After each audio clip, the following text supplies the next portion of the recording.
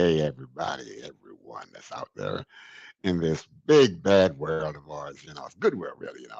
I'm just so glad to be back online with you here this evening. This is Dr. Kid, of course, and I'm on with the Shake Up tonight. And you know how it is. We just kind of just shake some things up, from emotionally, socially, spiritually, financially, physically, every which way we do a shake up because it's easy for people to just kind of get locked into business as usual. And then you get results as usual. And then you complain why you're getting the same results as usual. So what we do, shake it up. The shake up, of course, it doesn't change the structure of things. It just changes the meaning of things. Okay. In other words, we do a reframe on here. That's what we do. And we get into all kinds of nuances here sometimes. And so I just want you to sit back, relax, call somebody. Listen now. Let me get right into it. We got a great show for you tonight. Okay, a great guest, and we're gonna have a great time. So go right ahead, like it, follow, share, and subscribe. Like right now, get on your phone, whatever you want to do. Shout through your window. Oop, no, noise ordinance can't do that. Anyway, like, follow, share, and subscribe. And then not just to this, but to all podcasts, because all podcasters are doing some amazing things out there. And when we all come together, as a team of podcasters around the world, we can make this world a better place. Okay, so like, follow, share, and subscribe. And of course, that's not all we want. We also want you to be a part of the show, the Shake Up. And so to be considered to be a part of the show in the future. We want you to just email Dr. Kid Speaks at gmail.com, Dr. Kid Speaks at gmail.com to be considered. My team will get with you and we'll get you on here. Now, we'd like to have you on camera, but if you feel better with, off camera, that's fine. What we're really interested in is the info that you have. And there's a lot of you out there got some really good, deep information that you just need to share with people. So don't get shy. You're not wrong. Nobody's going to go fact check you and do all that kind of stuff on it. We just do what we do, and we're going to make sure that it's okay. And you're going to be safe when you come on here. Okay, you're going to be safe. All right. So enough of that. Welcome to the Shake Up with Dr. Kent. We have an amazing guest tonight, and I'm going to bring my guest in right now. And of course, you know how we do it here. My guest will introduce himself. Here he is. Here he is. All right, all right, all right, all right, young man. Glad to have you on the show with me tonight. I'm not going to give your name away or anything about you because I want you to do it because you can do it better than I can. So just welcome, and I'm looking forward to it, and a lot of people are looking forward to the information that you're going to share. And I know you're going to share it in such a way that it will become like a part of who we are. So we don't take information away, we take substance away. All right, so why don't you just go ahead now, introduce yourself, and then tell us what you're going to be talking about, where you're going to be leading us tonight, and the rest of us will just jump right in. Oh, let me just say this here real quick. Listen, for those of you that are online, please throw some stuff in the chat, on the chat line. Okay, questions, you can show comments, whatever you want to put in there, and we'll deal with it as much as possible. All right, go right ahead, sir. Right on. Well, thank you again, Dr. Kidd, for having me. Thank you so much for bringing me on and blessing me with the opportunity to speak. I'm honored, I'm privileged, and I'm very grateful. To everyone, my name is Kyle Toon. First off, I'm I'm a father of three. I'm a husband of 11 years. I am a MSW, a Master of Social Work graduate student. I'll be graduating here in May 2025.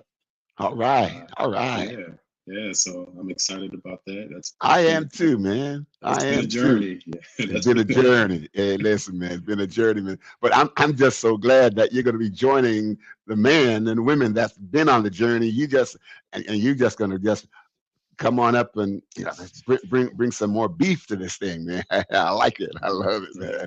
man. I want to add to it. I want to add value to it. I want to, definitely, provide a perspective that's much different.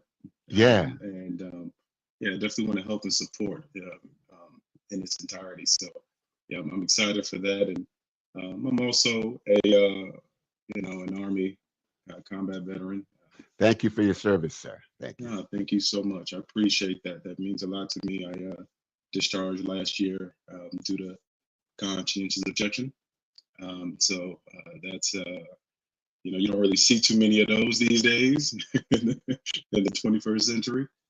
So um, and basically, what I just wanted to talk about was just the paradigm of being gracefully imperfect or gracefully embracing imperfection. Um, I we definitely live in a time where perfectionism and trying to get things right and being flawless, being without thinking that you're out, that you can operate within a context without mistakes. When you do make mistakes, you tend to be ridden by anxiety, depression, and low self-esteem, and just kind of providing a different way or a different mentality for embracing all the parts of yourself, the good, bad, Mhm, the indifferent, and all those elements that go with it as well. mhm. All right. I thank you. Wonderful introduction. But let me, what is conscious objection? Okay, 6'5". We're going to get to that because I think that's something in a minute. But let me just say something here, and then we can go back and address that. Okay. I just want to say I thank you for your service to the country. And one of the things that I notice in the big bad world out there, broad world, is that in our culture, we tend to, thank the active uh, soldier. But I think there is room for you. You're married. And while you were away, wherever you were, you know, and you have children, it took your wife to stand tall and strong in your absence to keep the battlefield at the house because every house is a battlefield. It might be a micro battlefield, but in your case, you were in the macro battlefield. And so I just want to say, give a shout out to your family who allowed you to go away and now they're happy that you're back. Thank you, and I thank Yeah, them for that. Okay.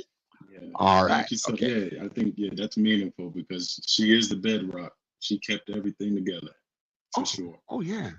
Oh yeah. I Oh mean, yeah. I mean, who got the kids up, man? Who got them dressed? Who did the laundry? Who kept the house clean? Who cooked the food? Who took them shopping?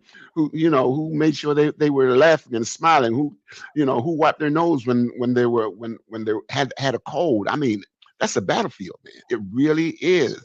And I think we really need to really embrace these persons, the women who stay home, y- you know, who stay home. We need to value them and validate them and let them know that while they are sending you away, they are staying home fighting their own battles. And so thank you, and I thank them. Anyway, so somebody wanted to know what was conscientious objection. Big man, you come on, you throwing all those big words at us already, man. We ain't even Yeah, kicked the ball yet. I wasn't trying to. I was just trying to keep it real and keep it Keep truthful it real, man. Keep it with real. everybody, Yeah. But that's a lovely question, and a conscience objection. It means that you are in opposition to the participation of war, armed conflict, and the bearing of arms. That's the simplistic way that I can define it, and it's usually rooted in religious, spiritual, moral, ethical beliefs and value system. Okay. So conscientious objection is when, yeah, like you said, when you just decide yeah, something about me that really don't want to do this anymore. Or some people, Mm, as a matter of fact, some people way back in the days of the draft, remember that the draft way back in the 60s and so on, I remember I they wasn't there, but I read a lot about it. You read a lot about it? Yeah, I as read a a lot matter of about fact, it. some people had a problem going into that, because of conscientious objection. Yeah, I think, as a matter of fact, Muhammad Ali, he had some problems with. He said, "Why am I going to go and fight the Vietnamese when they ain't never done nothing to me?" And he said, "Why do I like to go bear arms against these people?" Which are some really good questions. They're not just philosophical in nature, but they are very thoughtful questions, and one that gives a person a sense of who they are vis-a-vis, their brothers over there somewhere in another country that they've never seen. No problems with them, yet we bear arms against them. And that Vietnam War, just over 16,000 American Hmm. soldiers were killed, more than Yeah, all the wars put together up until that time. absolutely. Yeah, You know, yeah, and that's valid. And I mean that those are very, um, very humanizing questions to ask, though. You know, why fight over yeah, there? Especially during the '60s. When there was a lot going on, a lot of yes, domestic racial issues, yes, Jim Crowism, and all that stuff going on. So it was kind of bad.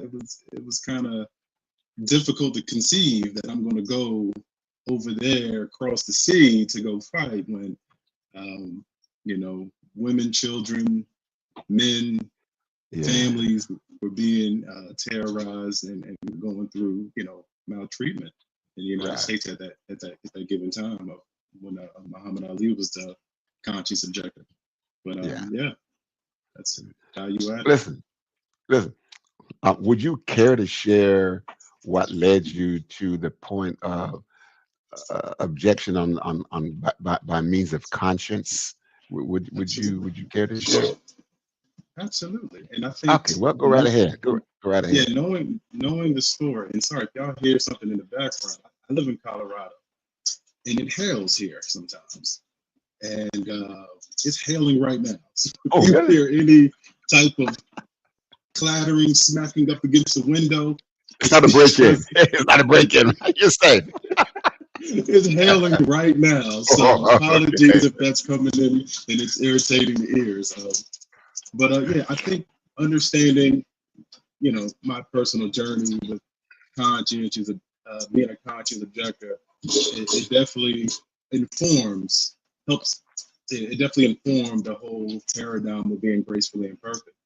Uh, and so, yeah, so what happened was, I came in the military when I was 18 years old, and I went through all my initial training, went to my first duty station, and I even remember when my first time ever shooting a weapon was in basic training. I never touched a weapon beforehand, um, a live weapon, uh, and so that was my first time. And I even remember shooting in basic training, and I had this eerie feeling. I was like, "Ooh, like this is not.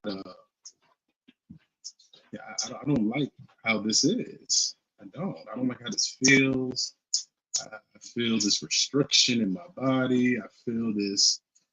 I feel it was almost repulsive. But as a Mm, kid, I did not yeah. understand. I signed the contract for 4 years, and so I knew that I had to get the job done. And my a lot of my family members before me went to the military. Grandfather served World War I, and my uncle served in Vietnam that we just talked about. And I had a host of cousins, and even my brother served. And so I was just really just trying to, muscle through it. Mm, And so, you fast forward, and I went to my first deployment, and my first deployment was in Afghanistan.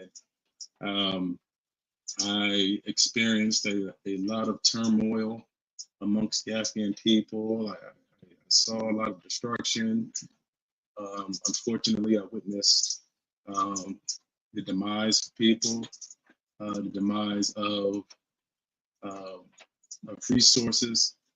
And at the time, still young. I'm thinking that, oh, okay, well, this is the nature of war. And, this is not anything that's abnormal. And so why, how and why should I question I felt even then that there was a sense of wrongness in what I was participating in, and so you fast forward.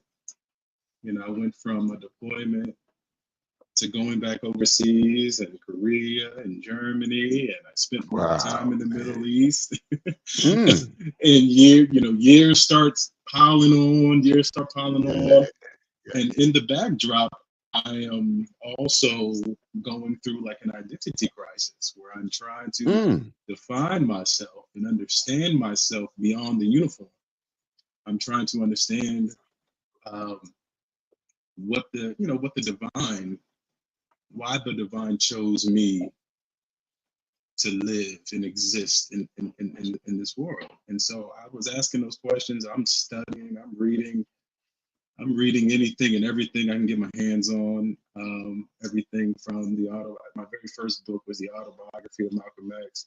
I read all of Martin Luther King's books. Where do we go from here?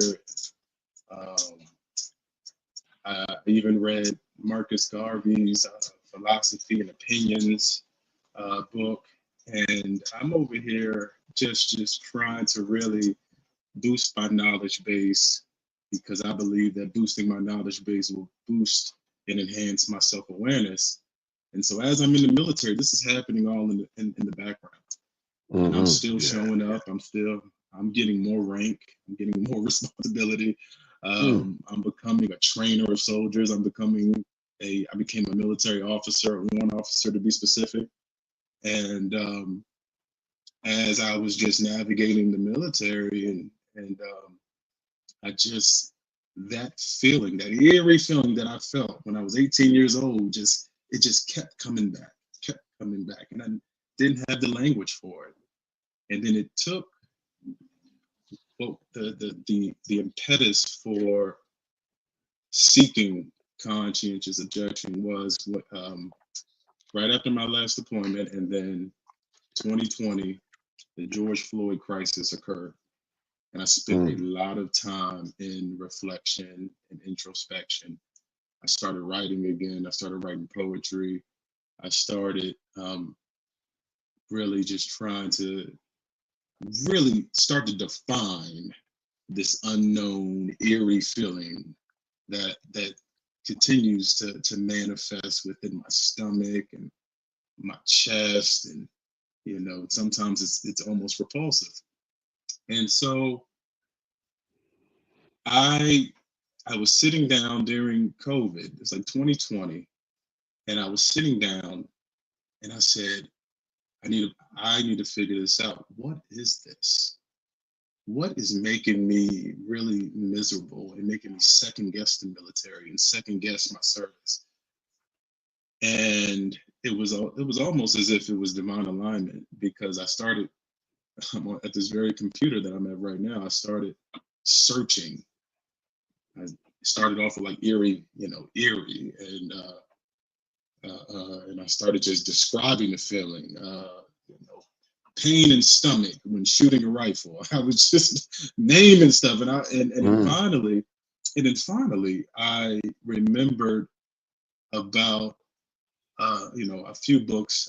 Well, not a few books. I read about Martin Luther King and his stance towards Vietnam, and I was like, "Is that me?" And so I typed in conscience objector, and it led me to an organization in DC, the Center on Conscience and War, CCW for short. And I took a leap of faith, called the number, got connected to a counselor, and then the rest is history. And then okay, they helped me secure the application materials, and I had to do a bunch of writing, and I had to submit it through the U.S. Army channels, and yeah, and then I eventually I got a letter back saying that that I am that the Army declares me as a conscious objector. But it was a process that took about, yeah. yeah, I want to say from the time that it actually crystallized to the day that I got out the Army, it was about close to 4 years. 4 I was able years? to 4 years. So it was like Wow. about 2019, 2020 is when I was able to say, okay, I think I'm a conscientious objector. And then I ended up realizing that I was in 2020. And then I didn't secure discharge until 2023. So Wow. it Wow. took a while. Yeah. Man, I thank you for that. I thank you for just, just being open up and just being so very frank about it. But there's a question that I have for you, Absolutely. because I know you do have a spiritual inclination, if not a spiritual background. Yeah. And you're reading all these books and you're going through the military and asking yourself questions. And so I want to ask you this question. When God said to Moses, listen, the cries of my people have come up unto me, Mm, it was up on the mountainside. God said to Moses, I want you to go down to Egypt, tell Pharaoh to let my people go.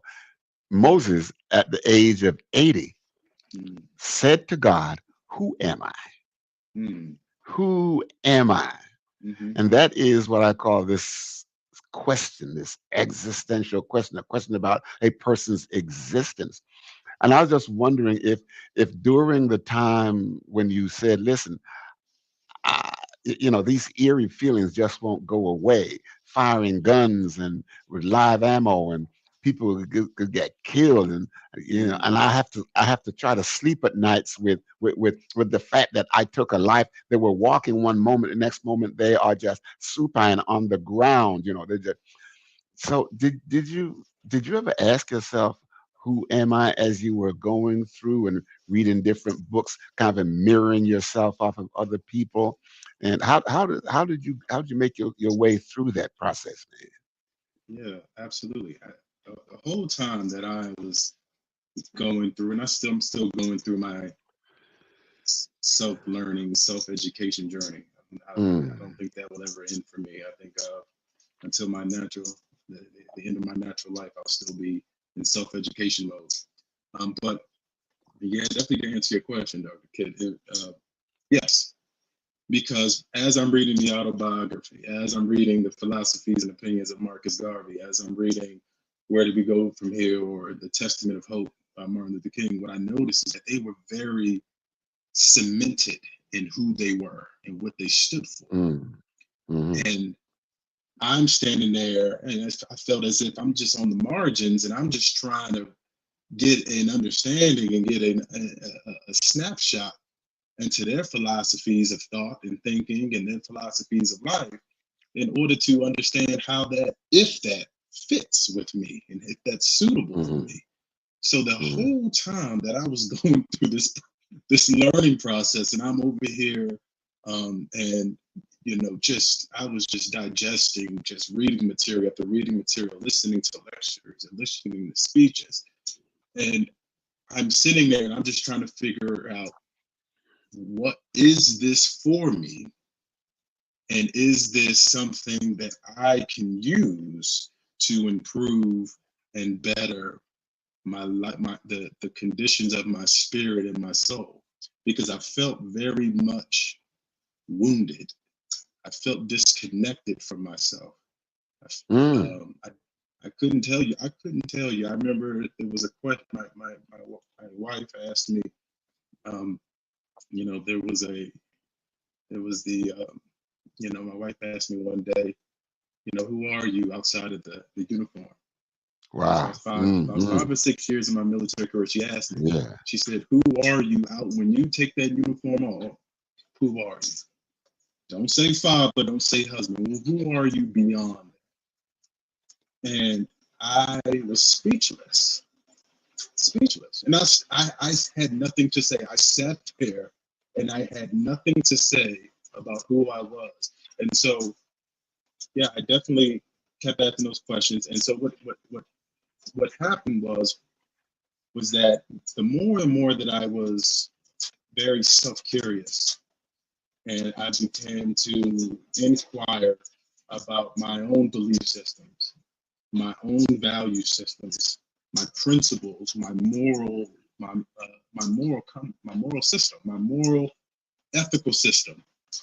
when I start to look at that and I couldn't define it and I couldn't spell it out and I couldn't speak about it, that's when I knew I had to reconstruct. And so that's what I did. I basically based off of based off of truth and justice and being connected to the creator, to the natural forces of the world. I said, if this is the foundation, now I need to build. Now I need to build pillars to reinforce that. And so that's what I Mm, did. And I started from scratch of just, this is how I was taught. This is my upbringing. This was my socialization. This is where I'm at now.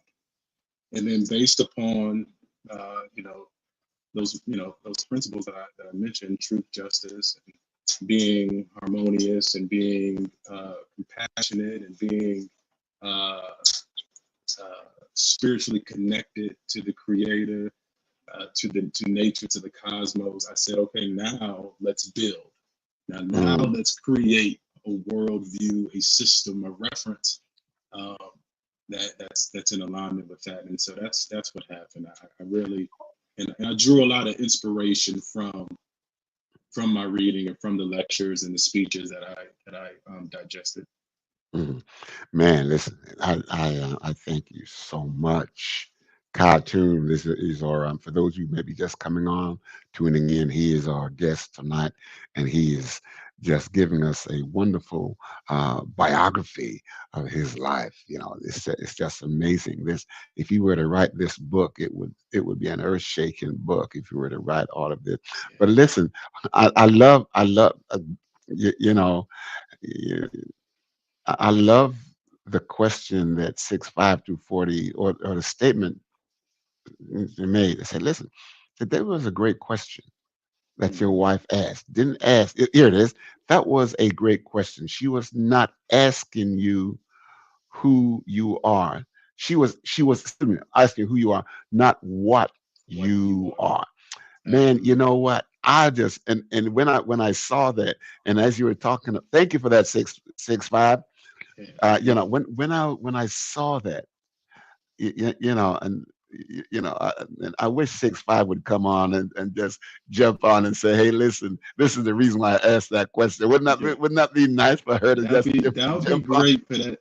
I would That that love that. that I would love for her to just come on and say, this is what I was going through, not intellectually. I was going through this experientially as he was talking about that, because to ask that kind of question I'm thinking it had to resonate with her about some disconnection of the self or from other people. I say, hey, who are you? Why am I behaving this way?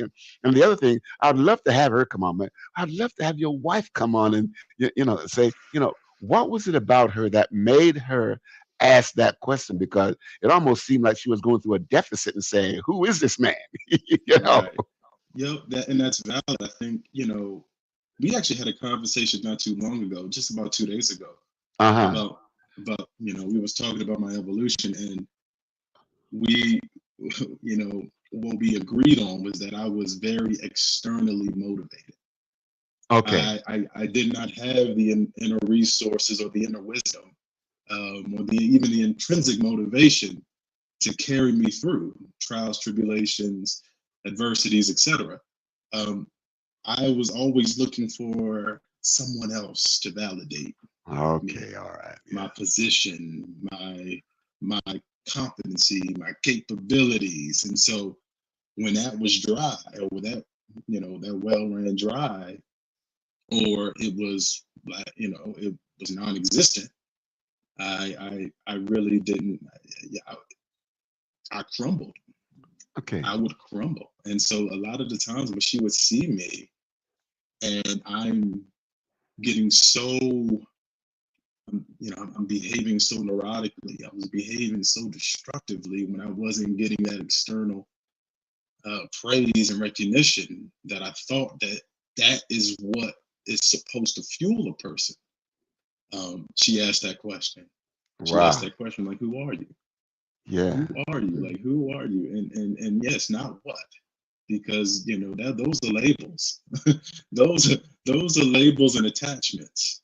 And so she really wanted me to get in touch with my most spiritual self. And that question right there is one of those very simplistic questions that I still remember today. And I always ask myself that anytime that I'm doing something, I always remind myself who I am, you know, what my stance is, who I represent, and what my destiny, my divine destiny is. And so Okay. those are the valid questions that I always ask myself because of my wife. Because of your wife, man. I really just I thank her for. Okay, so Ellen G. Since you your release, have you had flashbacks, and did you go through counseling to resettle in civilian life? That's a good Oh, question. I And I do. know we're talking about being imperfect in it, but you brought we may have to do that another time Yeah, because you're really bringing up some really good stuff here. So yeah, go ahead and then take a stab at that question absolutely. Thank you again, Ellen, for that. Yes, and that's the thing about being imperfect and gracefully embracing it is that we all need restoration and healing. And so that you got to put the pieces back. You got to become a whole person.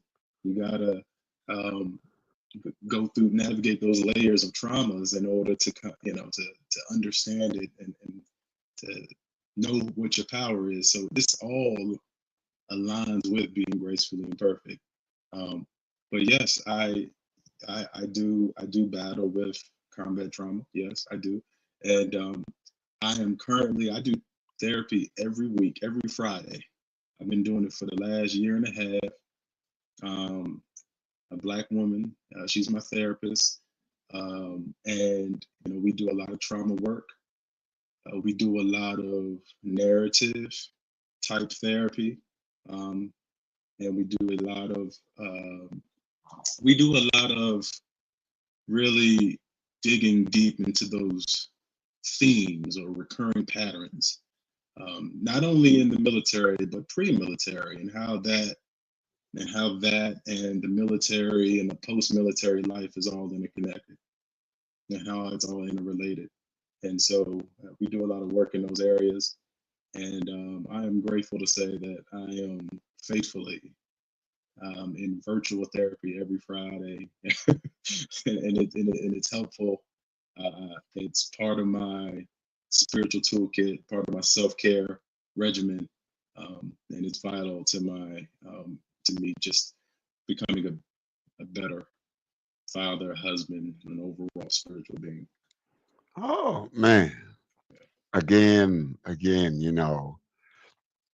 I just want to validate you and just thank you for just opening up um, the removing the armor, if I can use that. It's like kind of military cliche, but Mhm. removing the armor so that we could see you. Now it takes it takes a lot of understanding and knowing the self to be able to do that.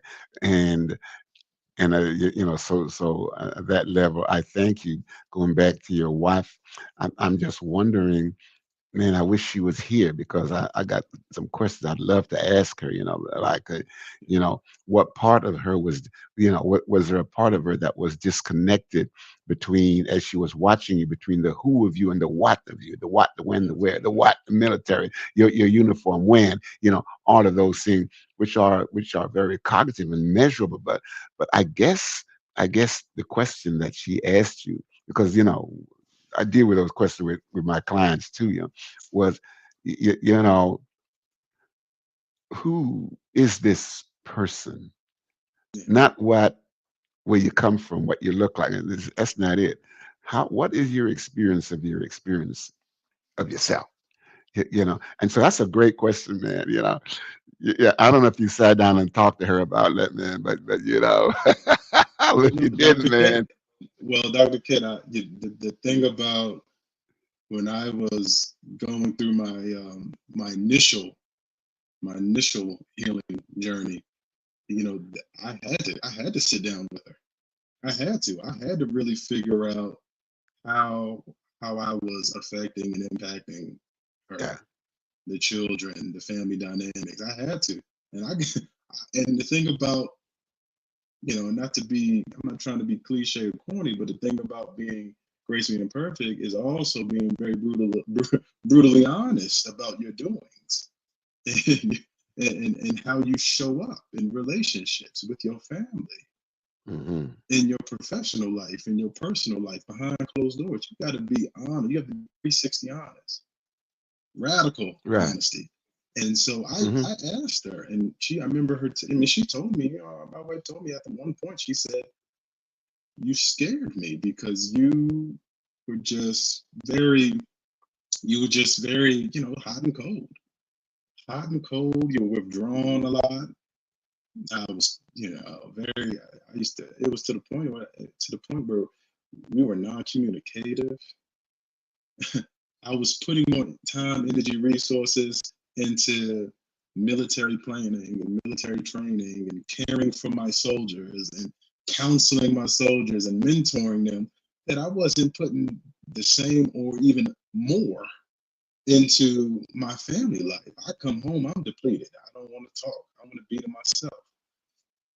I had my vices at the time of alcohol and drinking, and I was abusing that. And it was just, she was seeing me go from this heartwarming, beautiful, you know, 18-year-old boy with, you know, crazy potential to me deteriorating. And she's watched me crumble and disintegrate and get smaller and smaller and get more uncharacteristic.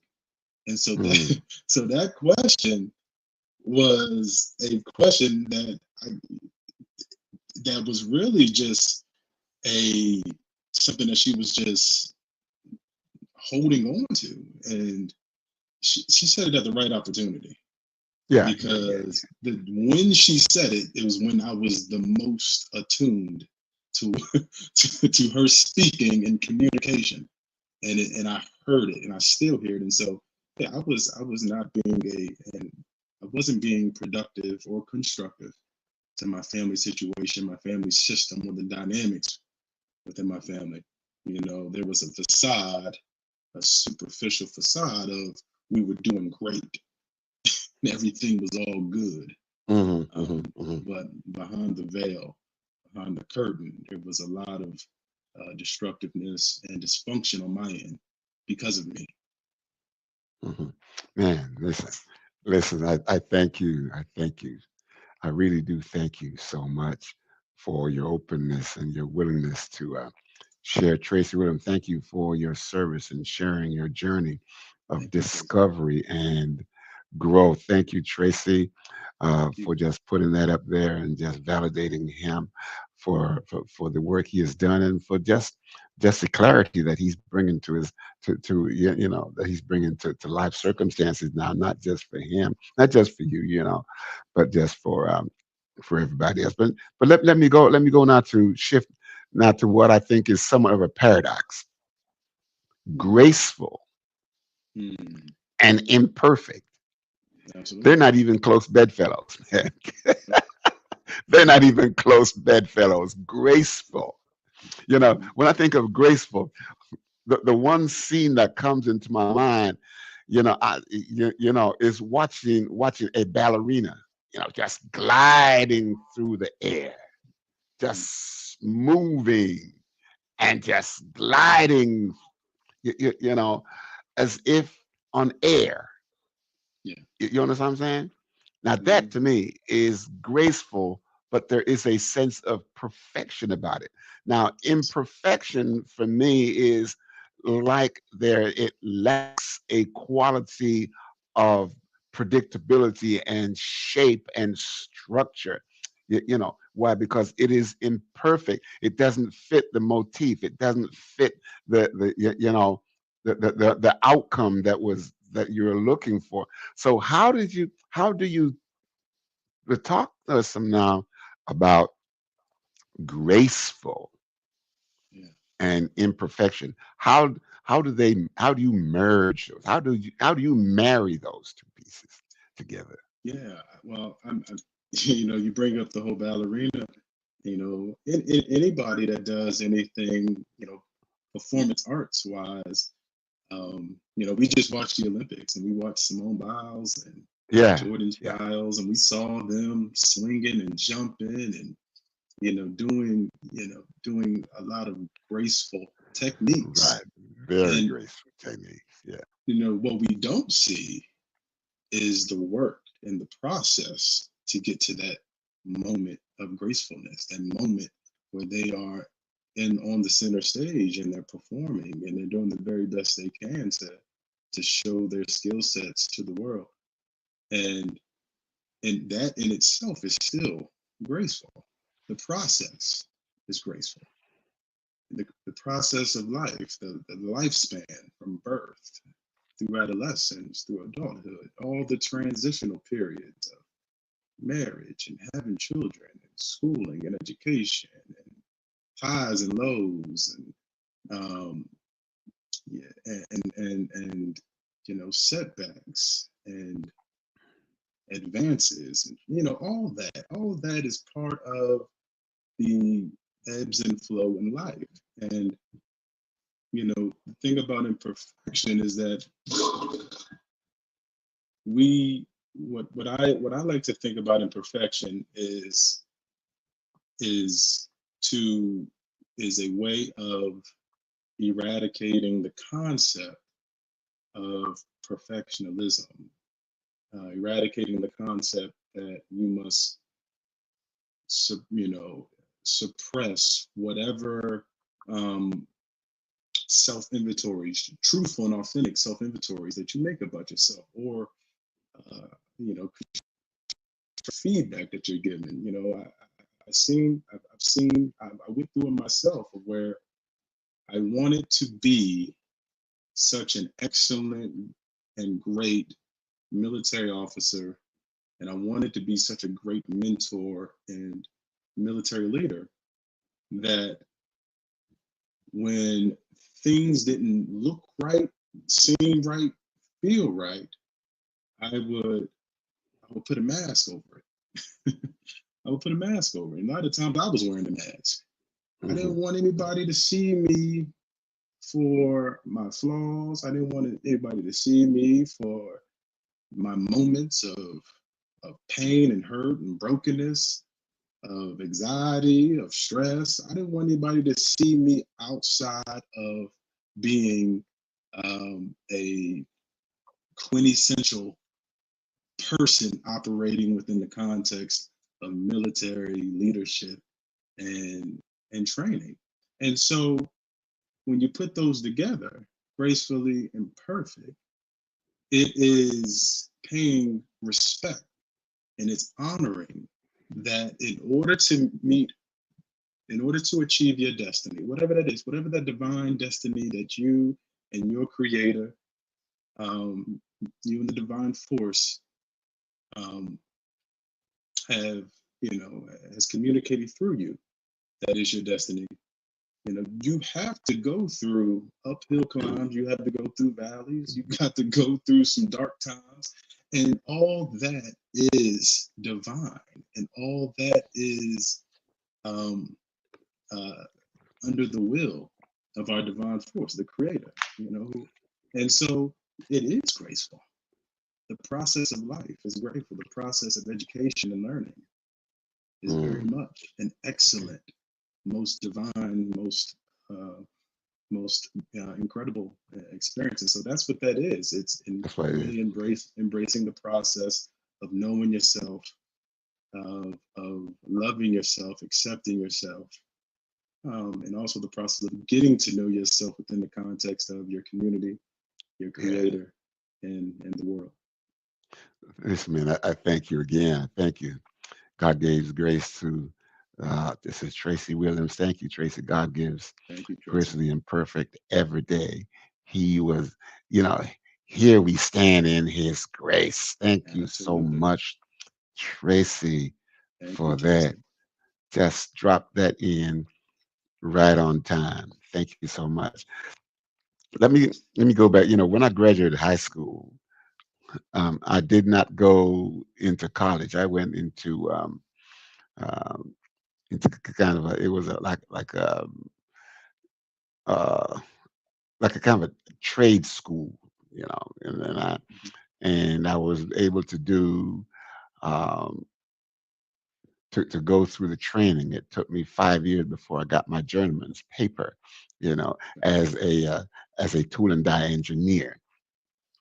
Okay, and of course, I'm talking about gracefully imperfect. So with that, there are two things that really matters when you're talking about uh, doing and completing work to 1/10 of a thousandth of an inch, which you can't see. You can only measure it with an instrument.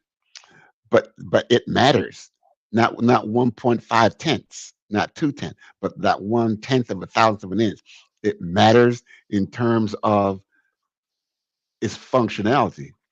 Now, gracefully imperfect is that you cannot necessarily see the imperfection at one a point, that, because the human hair is about 10 thousandths of an inch. You split that into 10 and you have 1/10 of a thousand of an inch. You split that again and you can't Mhm. see it that at that level. Okay, and but yet it might look gracefully imperfect, and in that world two things matter: is either aesthetics and or function.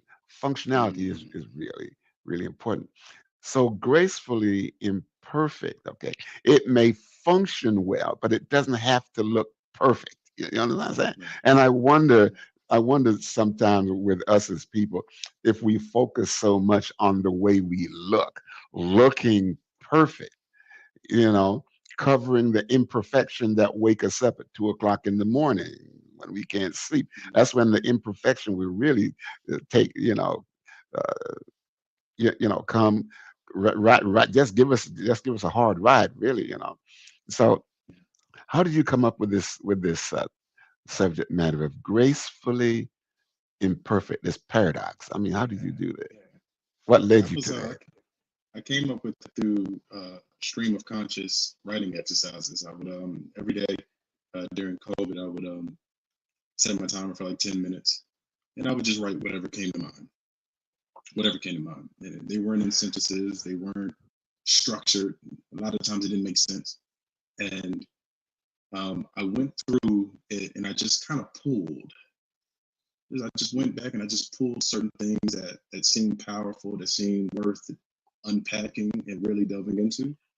And what I Hmm. Yeah. identified was that um, I was picking out things that I was suppressing, like shame and guilt, and things that I internalized, um, like self hatred, because I really didn't love myself the way that I do now, or how my grandmother and my family taught me to love myself.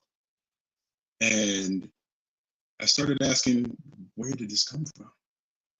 What's the root cause of this? And what is it that's making me um, what's making me hide and cover up all of these emotional forces and these experiences.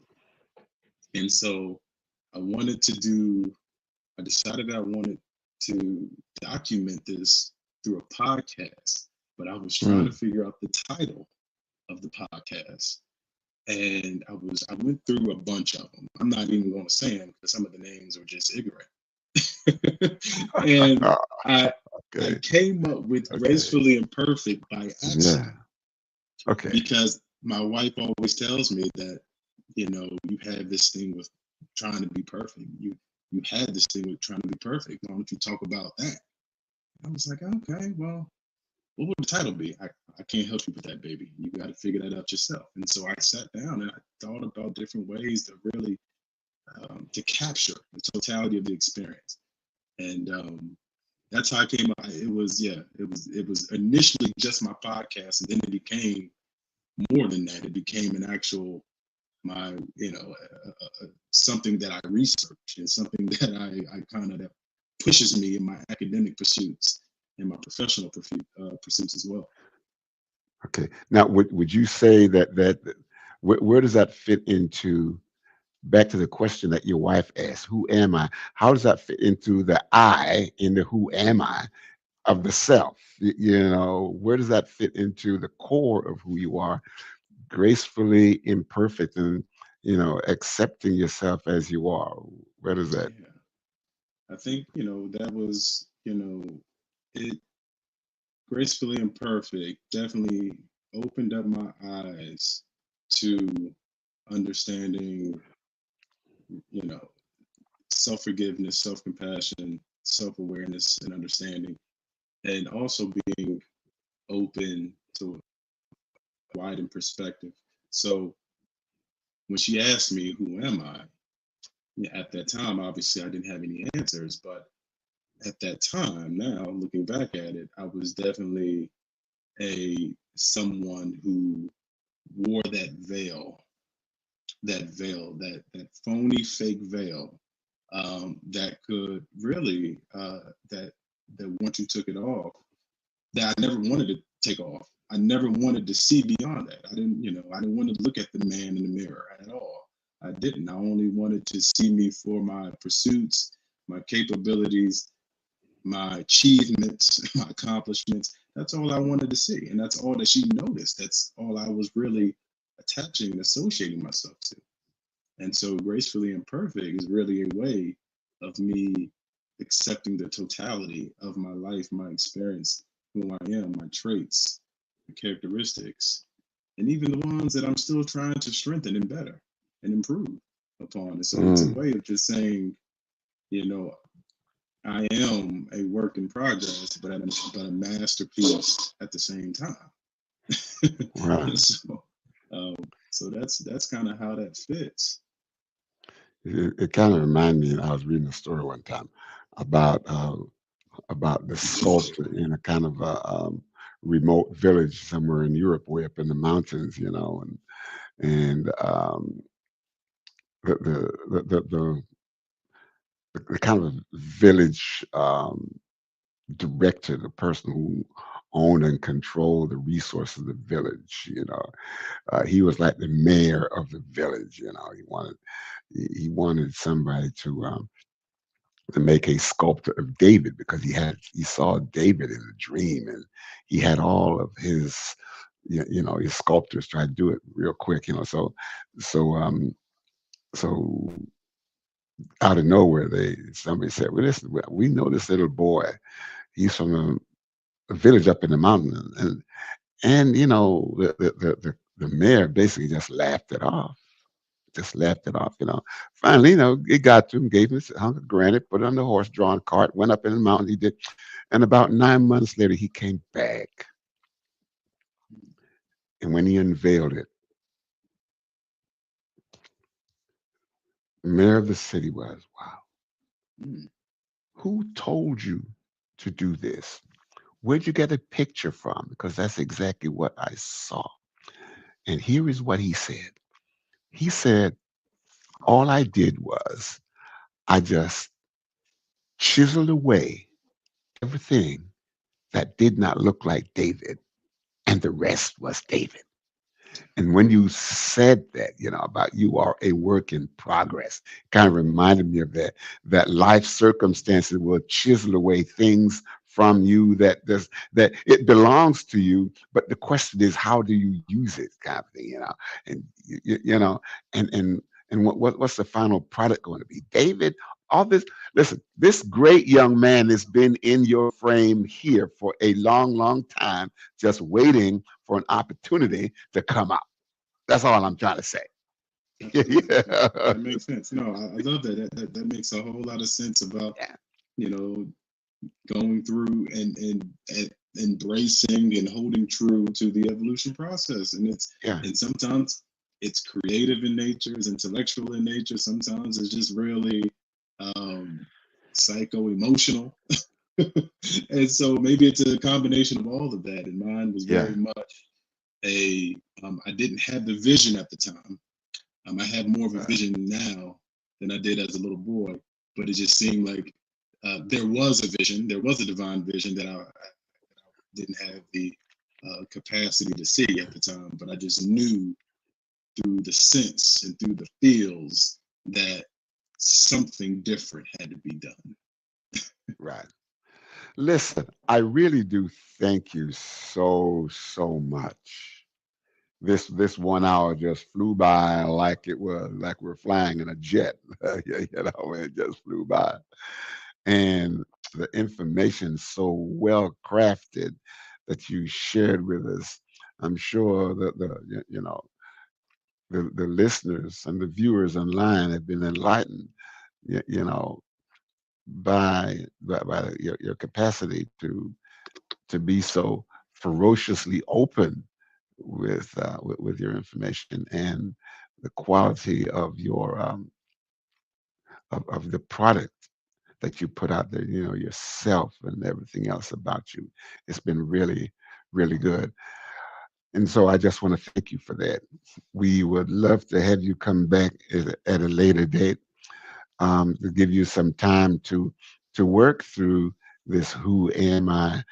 And man, I'd love to have your wife come on because listen, if she was asking you that question, who are you, then it makes sense that she might have been saying that your who am I is impacting my who am I. So I'm Mhm. on a journey looking for me, but I can't find me because I don't know who you are. You understand what I'm saying here? I understand that. Yeah.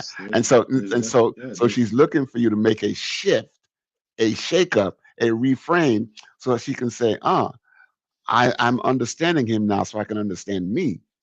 yes, sir. Get a better picture of myself. Man, that might sound all philosophical, but there's some truth to that. And next time we're gonna get her to come on and kind of sit with you, and I would just love kind that. of walk her way through the military, through who she was while you were away. While who was she as a mother? Who was she as a person? Was there a conflict between being the mother and being the person and being the daughter and being the wife? All these fields of conflicts that can come up. Did she get a good picture of herself as she was going down through? Just a lot of stuff. So we may Hmm. just get her to come on, man, just shake it up a little bit. Yeah, I plant the seed. I plant the seed for sure. Yeah, yeah, you do that. Listen, man, just give us the epilogue, as they say, the end of the story. For tonight. What would you like to leave with your listening audience tonight? Go ahead and do Yeah, that. I think the last thing I just want to leave is just that I don't want anyone to think that this was an individual pursuit. There's a lot. There was a lot of support. There was a lot of collective advocacy. There was a lot of love surrounding me, that provided me the space, the opportunity, and the affirmation to to seek the truth. And I want to leave, you all with this quote that I kind of hold on to. It's by Audre Lorde, and she says that without community, there is no liberation. And so this wasn't an individual endeavor. This was very much a community. My wife leading it, of pushing me forward, and now I've developed my own system, my own way, my own mentality, and they help reconstruct um, someone that really needed to be rebuilt. And so, yeah, I just want to leave with that, and that I'm honored and I'm privileged again for this opportunity. Thanks for all the questions, for further engagement, and thank you, Dr. Kidd, for having me and really listening to me and seeing me for who I am. And I Mm, am most grateful. you're most welcome, sir. You are most welcome. Thank you, Tracy. Great content as always. Thank you. And Angie, thanks for sharing yourself and being so open, because 6-5, great discussion. Thanks for sharing. I thank all of you for just being here with us every week and just supporting and sharing, like you do. And of course, you, Mr. Toon, man, this is it's great. It's Yes. great. Wonderful. Well, thank you. I mean, all I can say is, All I can say is, I'm at the age right now where I look at, uh, men like you as young men, and in a relay with me, because I ran relay track in school, and every time I come on and I do these, these shows, what I'm really looking to do is Mhm. to pass uh, a baton from Yes. here to somebody else's head, you know, and to receive a baton from you. I know I received something from you. You receive. It's crazy, if you want to pass something and there's nobody to receive, well, you passed something and I received it. And I want to thank you. You increased my knowledge base tonight. And I really do thank you. I could only hope that I came as close to increasing your knowledge base as you did Oh yeah. for mine. Yeah. So I thank you so much. Looking forward to it.